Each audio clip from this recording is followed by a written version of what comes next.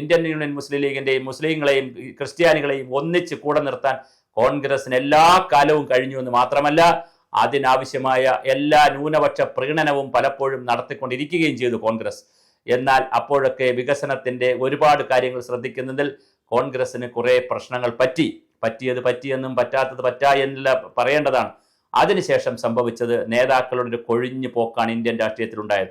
ശരത് പവാർ പോയി കോൺഗ്രസ് ഉണ്ടാക്കി, തുടങ്ങി എല്ലാ ആളുകളും പ്രണബ് മുഖർജിയെ പിടിച്ച് പ്രസിഡന്റാക്കി, അദ്ദേഹത്തെ പ്രധാനമന്ത്രിയാക്കണമായിരുന്നു. അങ്ങനെ അർജുൻ സിംഗ് പോയി, ഗുലാം നബി ആസാദ് വരെ എത്തി, ഇപ്പോൾ ശശി തരൂർ വരെ എത്തി നിൽക്കുന്ന ഒരുപാട് ആളുകൾ ഇതിനകത്ത് വന്നും പോയും ആയാറാം ഗയ്യാറാം പാർട്ടിയായി മാറിയപ്പോൾ ഇന്ന് ദേശീയ തലത്തിൽ 10 പേരുടെ പേരെടുക്കാൻ പറഞ്ഞാൽ 10 പേരെ ശരിക്ക് പേരെടുക്കാൻ ഇല്ല എന്നുള്ള ഒരു രീതിയിലേക്കാണ് ഇന്ത്യൻ നാഷണൽ കോൺഗ്രസിലെ ദേശീയ അവസ്ഥ.